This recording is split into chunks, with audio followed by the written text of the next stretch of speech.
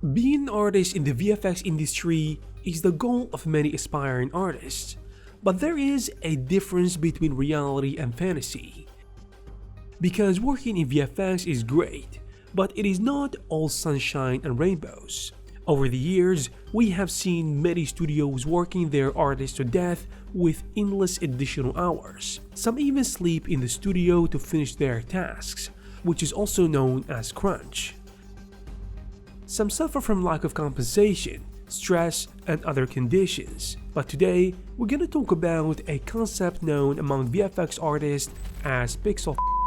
So what is it, and why VFX artists hate it so much? And why big studios like Marvel have a hand behind making this thing a commonplace nowadays?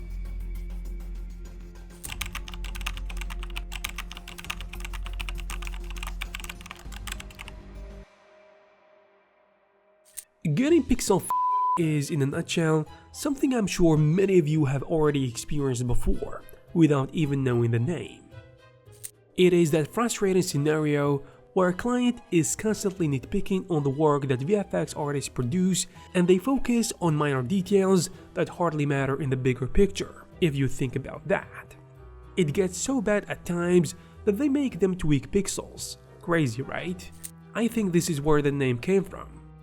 What's funny is that there are some cases where clients, supervisors, or lead artists set contradictory goals for completing a visual effects shot, and they constantly change their minds without a clear idea of what they want, leading to the artist having to experience this phenomenon over and over again.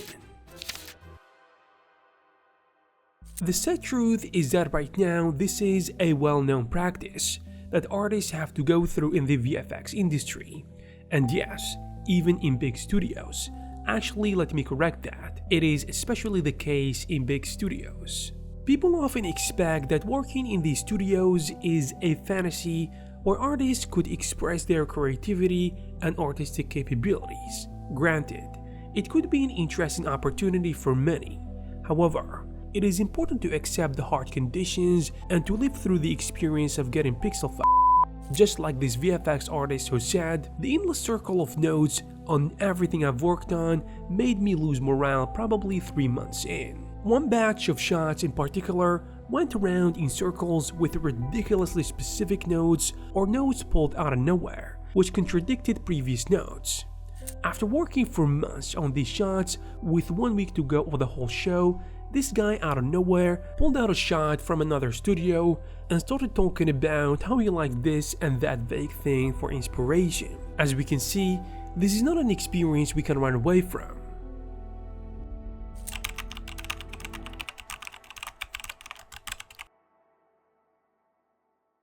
But what is the secret behind this phenomenon, and why is it a reality? There are a lot of reasons for this, to be honest. As someone in the industry said, we aren't artists, we are craftsmen. People doing something creative, but ultimately in service of someone else's vision in return for money. Artists are people trying to get their own vision across in an original piece of art.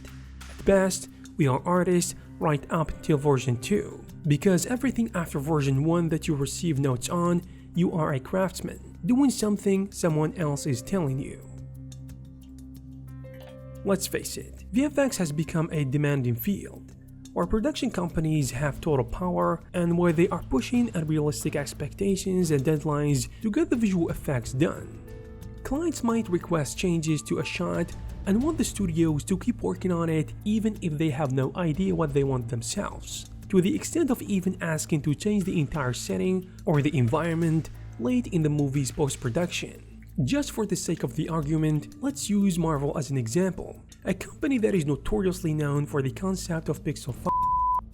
Based on the article from Vulture, the main issue with most of Marvel's directors is that they lack experience working with visual effects, and they don't know how to visualize something that is not there yet, which led them to request adjustments down the road.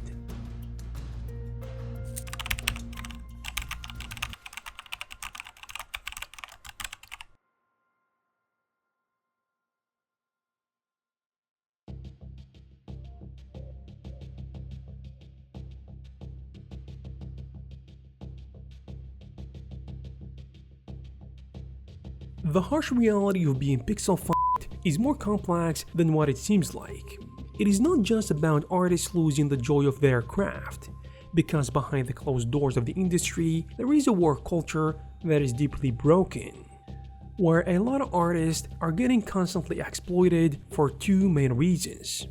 You see, the VFX industry is an environment where production studios, especially industry giants such as Marvel, are given special treatment at the expense of the artist's pockets and their mental health, since in a lot of cases, they aren't even compensated fairly for it. As it was reported by Cartoon Brew, Marvel, like almost every major production company, hires out studios to handle VFX work for them, or as they call it, outsourcing. These studios are eager to get Marvel contracts, and the race to secure projects of that level often results in studios undercutting each other's bids, to the point where the final agreed upon amount can barely let them break even. In other words, barely making money or meaningful profits, and sometimes they even lose money. As a result, this terrible business practice affects the working conditions of artists within these studios, as they tend to impose horrendous working conditions on their staff to meet the demands of clients of the caliber of Marvel. And what are the consequences, you might ask? Well, VFX artists find themselves locked in a spiral of long hours, low pay compared to the hours they work, and short-term contracts. Just like how Drew Garville, an artist who worked on Spider-Man and the Guardians of the Galaxy, tweeted, "Working on Marvel shows is what pushed me to leave the VFX industry. They are a horrible client, and I've seen way too many colleagues break down after being overworked." In line with this article by the GQ magazine, a former senior employee for one of the largest VFX houses told them, when directors or studio heads demand last-minute alterations that fall outside of the scope of the original contract, companies can theoretically place a change of order.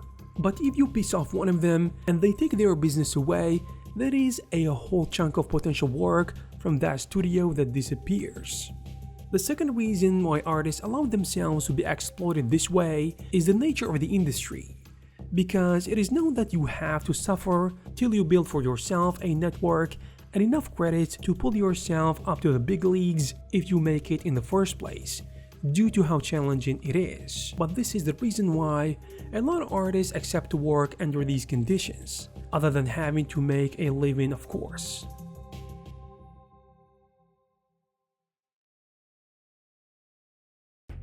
The question now is, what is it like to be pixel-fucked and working for long hours? And how do artists react to it?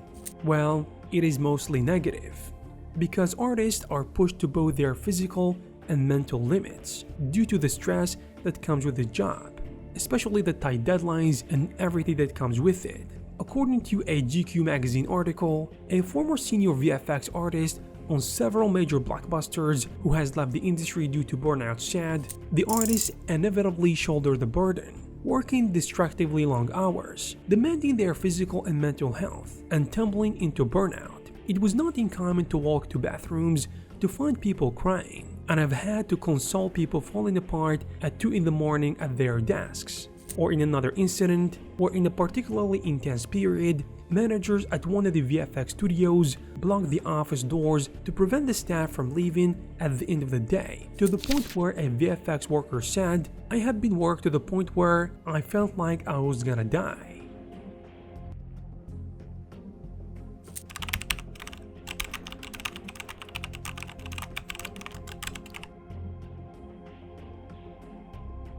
The problem of working long hours and the pixel-fucking phenomenon has deeply rooted itself in the VFX industry. I'm not gonna lie, it seems hard to erase it right now at the time being, but it is still not a hopeless situation, because since there are ways around it, in theory at least, one potential situation is training directors on how to work with visual effects and how to deal with the VFX people, so then they can have a better vision and clearer instructions right out of the gate to reduce the need for artists to put excessive extra hours trying to fix every small detail that directors and supervisors nitpick on.